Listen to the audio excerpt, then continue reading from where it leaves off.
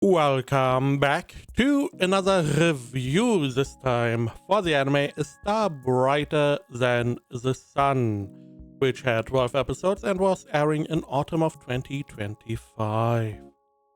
Synopsis on any list. Sae Iwata, a slightly tougher than average girl, falls for the gentle smile of Koki Kamishiro, a delicate boy back in elementary school. By the time they enter junior high school, Koki has grown into a charming and popular teen who now feels out of reach.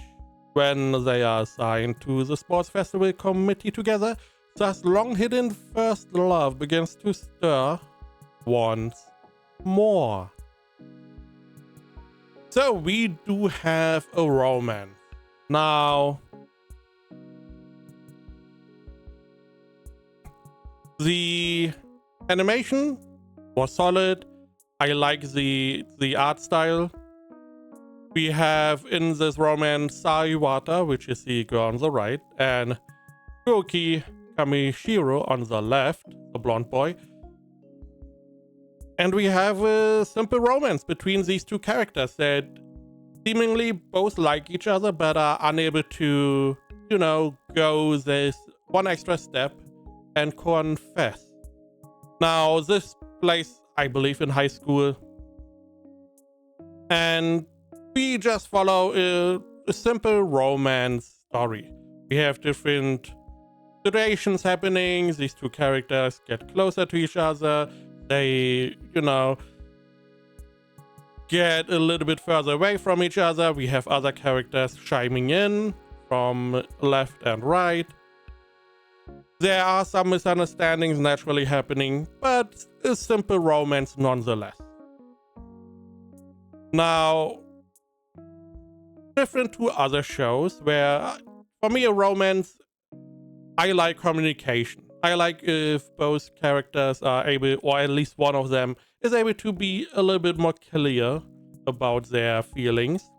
And we have some progression. I do not like this more or less cheap drama where one character is unable to say anything or something happens and they are unable to communicate properly what is going on, even though, it's a clear misunderstanding. Normally that is the case. In this show, they are unable to communicate clearly that, they like each other. Which, in this case, even though it's rare, makes a lot more sense. Now we have Sae Iwata, who is the slightly tougher than average girl. On the right, she is taller. She was always a little bit taller than the average, not only girl, but also boy. So she was always a tall girl, which means that she has some problems with herself, with her self-esteem, because it's not that people called her, a girl. People called her always a tall girl. They, she never really got to be called like cute or beautiful. It's always this, one characteristic people pointed out, which is going to eat your self-esteem pretty quickly, especially if it is from a very young age. So she was never really able to see herself being an interest in the eyes of boys. Now, on the other hand, we have Koki Kamishiro, a delicate boy, who was always small for a boy and always somewhat weaker for a boy, which also ate away at his self-esteem. It doesn't really matter if you later on you look at him, he's tall, he's handsome, people are attracted to him. It doesn't really matter because this sticks with you for a long time. That, people saw you always as a small boy, always weak, always, more like a girl than a guy. This is going to stick with you. It is going to make it very hard to give you that confidence to then go to confess your love. So I do understand why these two characters are unable to see themselves as the love interest of the other person, especially because they were always together. They were always pretty tight friends, even though we know that Iwata always liked Koki in that way. Not even, as a child, as a small child, you don't really know these feelings. You may even not have them. You just are very close to each other, and then they develop further into, the like that we know as love. And because of that, those self-esteem issues, it's a big barrier to get over. Even later, there's a lot of, therapy going on nowadays of childhood, quote-unquote, trauma, where this is probably one of the biggest parts, where your self-esteem got hurt a lot by some throwaway little line that no one really cared about, or some way you got treated. I know, as example for me, one of the big things it's just, as a child, I was always very, I wanted to know a lot of stuff. I wanted to acquire a lot of knowledge. I read some, simple physics books about, there were like atomic bombs and neutron bombs in it, hydrogen bombs. It's very surface stuff. There was no, I'm a chemist, physician. No. It's just simple stuff. But I wanted to know a lot of stuff. I was always thinking about a lot of stuff, which meant that, I had somewhat more advanced ways to, not advanced, but I was thinking about a lot of stuff. I was trying to figure stuff out and solutions. So whenever there was a problem and I would present that problem towards my parents, my dad was always like, you have no idea, you are a child, what do you know? Which naturally, after a couple times, I would just not offer any solutions anymore, because, I'm getting shut down. And this is probably one of the big reasons why I am, whenever I'm in a conversation, I'm just a loud person.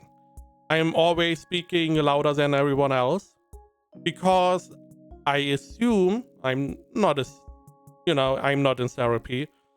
I'm assuming that, because of that, I felt unheard, and that is why I'm always speaking a lot louder. Additionally, I always, I'm a very lazy person.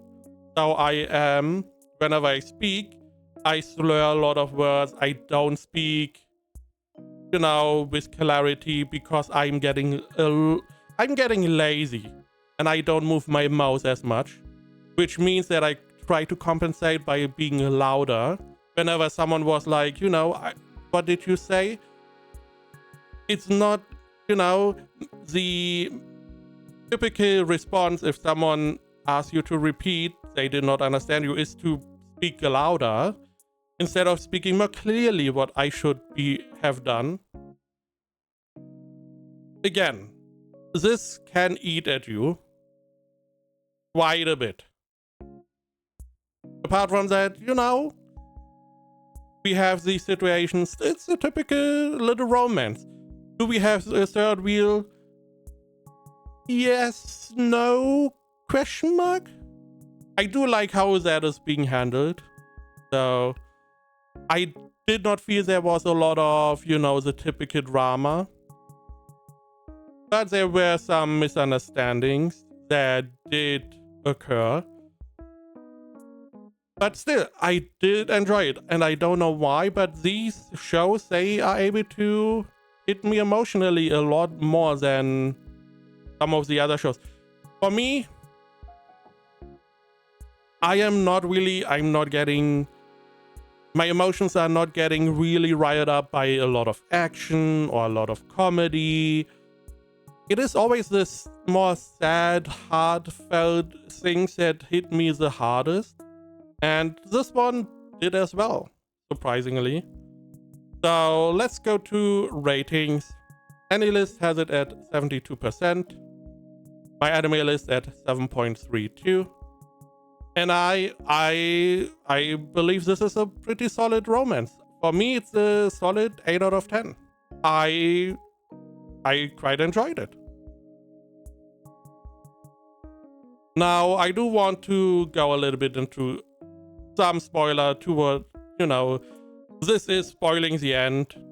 So you have been warned. Spoiler. They naturally confess to each other, which I found was a pretty nice way to do this, because there is this huge firework going on, and this is normally, hey, where people confess. There's like, oh, people confess at the firework. They choose a song, and when the song is being played, they try to confess. You have these typical situations. However, instead of having that big confession at the firework, we surprisingly have the confession just happening. It just streams out. So we have this little situation where, these two go sit together. They, got a little bit closer. Each of them knows that the other one has someone they like. They are unable to identify that they are the person because they see someone else. They attribute all of these things that they talk about the crush they have, their crush. All these attributes that they put on their crush, they are unable to really, there's this misunderstanding. Simple. As example, Iwata, she hears from Kamishiro, the boy, he has a crush. And his crush is, he always tries to keep up with his crush. He tries to stand on the same, stage. He always sees his crush as like a star, as someone very dependable, very strong, which are all the characteristics that Iwata has. Now, Kamishiro also has a cousin in the school that also has some of these characteristics, and Iwata is mistaking his admiration towards his crush being the cousin instead of herself. The typical misunderstanding. However, they have this, little conversation at the reception, and Kamishiro divulges that he's going to confess to his crush. Now, Iwata, assuming that he means his cousin, is like, very supportive. Very supportive, because Kamishiro is like, oh, I don't believe I believe I'm going to be rejected, whatever. And Iwata's like, no, you're going to do fine, because, you're a great guy. That is why I like you. And in that moment, it just happens. She just confesses. And I do like that. It just, at some point, your emotions just overflow, and it just happens. Naturally, she also has a very real reaction where she didn't plan that. She was not prepared for that confession. It just spilled out and she ran away. Totally understandable. I like that it doesn't have to be the big moment, this big romantic climax. It just happens. The same with flowers, blooms thingy. Oh, I forgot the title. But the big romance that I really liked, like 1 or 2 seasons ago, where, they were on, stuff happens. It just happens. It's rarely planned. It's rarely, oh, I want to confess then and there. It just happens. And I did really like that. Additionally, we also have Iwasawa. Was his name right? No. Ayukawa. I'm so bad with names. Now, this guy on the right, you see a little bit, he was not really interested in Iwata, but as the show went on and they had a couple situations happening, you clearly see that he slowly but surely starts to like her, which I find very reasonable. It's, doesn't have to always be, oh, I really like the main character since my childhood, and then the cousin comes along and she also liked the character since childhood. No. He slowly but surely, they spend a little bit time together, they do stuff together, and he's slowly and surely trying to, see how she feels. I mean, you clearly see him attempting to get closer to her, get her, little gifts, trying to help her whenever he can. And whenever something bad happens to her, he's trying to help her. So you clearly see that he slowly but surely starts to like her. However, it never really felt like there was this triangle going on because the main characters, each of them liked each other a lot. We also have the cousin, which seems to be more like a big sister type, even though I felt it was not made that clear. I would have liked that to be a lot clearer, because I don't really like the third wheel kind of stuff, because Ayukawa, as example, he's a great guy. I really like him. And, I'm happy that before he really fell deeply in love with Iwata, that he saw, okay, there's no place for me here, and he is going to be sad, but he's not going to be as heartbroken.